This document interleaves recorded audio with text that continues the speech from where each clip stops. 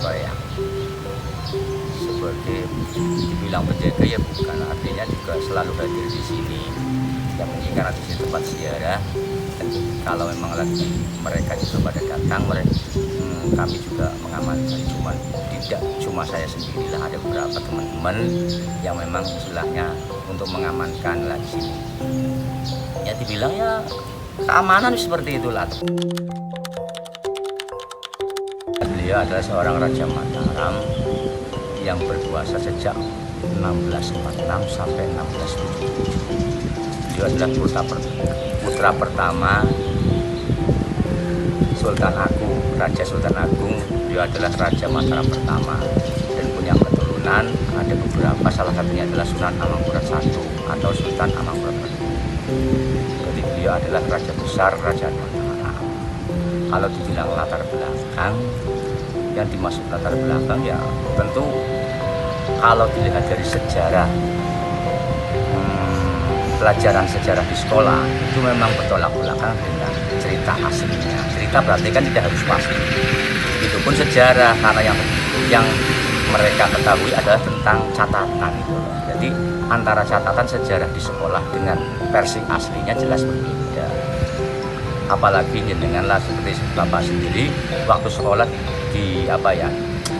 diberitahu atau diajarkan bahwa beliau adalah seorang pengkhianat, seperti itu.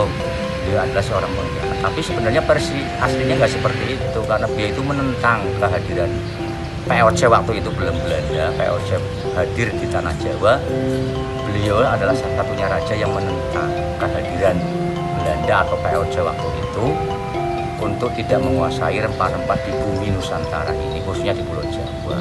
Itu yang saya ketahui. Masalah aslinya bagaimana ya wallahu a'lam. Yang penting saya sampaikan versi yang aslinya atau bagaimana. Kalau diceritakan dari sejarah waktu sekolah jelas berbeda dengan versi aslinya, karena entah diputar balikan oleh oknum-oknum tertentu, ya saya kurang tahu. Yang jelas memang antara saya yang tahu aslinya dan sejarah di sekolah jelas berbeda. Yang jelas intinya beliau adalah seorang raja besar Kerajaan Mataram yang berkuasa sejak 1646 sampai 1677. Beliau adalah dikenal sebagai seorang waliullah karena memang beliau juga penyayang dengan rakyatnya. Ia memimpin Mataram dengan kekuasaan penuh, tetapi akhirnya tumbang karena pemberontakan. Ia wafat dan disinilah ia beristirahat, di tempat yang konon tanahnya harum dan suci. Di samping gurunya, masyarakat menyebutnya Sunan Tegal Arum. Dari sejarah ke sejarah, walaupun itu sifatnya ya tidak bisa dibenarkan aslinya, karena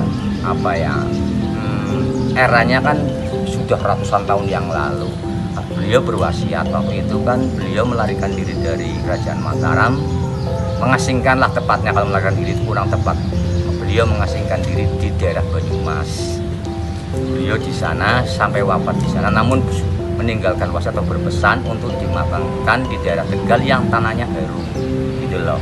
Makanya ketemulah di tempat sini secara kebetulan. Beliau punya guru spiritualnya namanya Mbah Samsudin atau Mbah Ki Lembah Mana, jenengan bisa nanti lihat di situ. Beliau adalah gurunya Mbah Amangkurat Agung. Beliau berpesan, berwasiat untuk dimakamkan di daerah Tegal yang tanahnya harum. Jadi para bawah-bawahannya itu mencarilah sambil menandu jenazah beliau sampailah di tanah sini yang namanya tanah Tegal Arum. Makanya disebut juga dengan Sultan Amangkurat Agung gitu loh. Paham ya? Alias Tegal Arum gitu. Sebenarnya desanya Pesarean Pedukuhan Pekuncen gitu. Desa Pesarean Pedukuhan Pekuncen gitu. Kenapa disebut dengan Tegal Arum? Karena sejarahnya diambil dari pemakaman beliau Raja Mataram yang disebut dengan Sunan Amangkurat Agung. Tradisi ziarah jelas itu ada dua versi. Kalau versinya yang satu nih saya perlu jelaskan, bukan berarti yang salah satunya salah loh ya. Ini semuanya benar gitu loh, sesuai dengan keyakinan mereka masing-masing.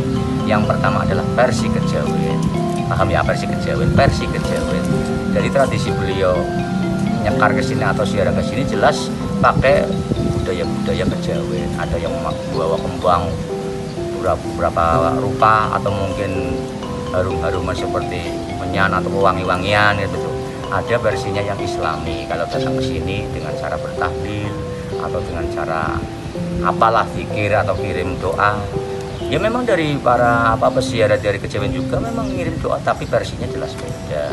Dengan juga tahu lah, perlu diketahui regenerasi sekarang antara Kejawen dan ya KTP-nya tetap mereka adalah Islam, namun perilakunya perilaku Kejawen. Artinya budaya kebiasaan yang disampaikan atau kebiasaan yang dilakukan sesuai dengan keyakinan Kejawen.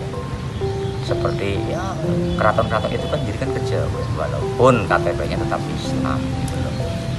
Nah, kebanyakan sih memang ya di sini 50-50, dari yang 50% adalah peziarah-peziarah yang Islami dari kalangan Patayan, santri pondok pesantren gitu loh. Pesan yang disampaikan untuk para regenerasi ya, khususnya anak muda zaman kita yang sebagai generasi penerus bangsa ini tentu harus bisa melestarikan budaya, kekayaan budaya negara kita sendiri, karena begitu banyaknya keunikan keragaman budaya negara kita. Disitulah keunggulan negara kita. Jadi tinggal memilah lah. Kalau tentang keyakinan, tentang keimanan jangan dicampur adukan dengan kebudayaan. Paham ya? Budaya, keyakinan. Kalau dicampur adukan, regenerasi akan rusak. Cara berpikirnya jelas bertabrakan. Ini khusus dengan semua yang istilahnya generasi penerus bangsa gitu loh. Keyakinan, apa yang diajarkan oleh Islam ya itulah keyakinan. Kebudayaan belum tentu selaras dengan agama. Tapi bukan berarti budaya itu salah, tidak gitu loh. Budaya biarlah berjalan dan jenengan itu harus melestarikan yang sesuai, tidak berseberangan dengan akidah panjenengan. Kalau jenengan umpamanya Islam, ya jelas kebudayaan yang bertabrakan dengan Islam ya kita hindari. Kalau masih selaras atau tidak merusak akidahnya ya kita lanjutkan, kan seperti itu. Amangkurat I ialah Raja Mataram yang mewarisi kekayaan Sultan Agung. Ia memiliki sifat berwibawa, tegas, namun juga ditakuti. Demi menjaga kekuasaannya, ia menyingkirkan banyak lawan hingga akhirnya tumbang oleh pemberontakan.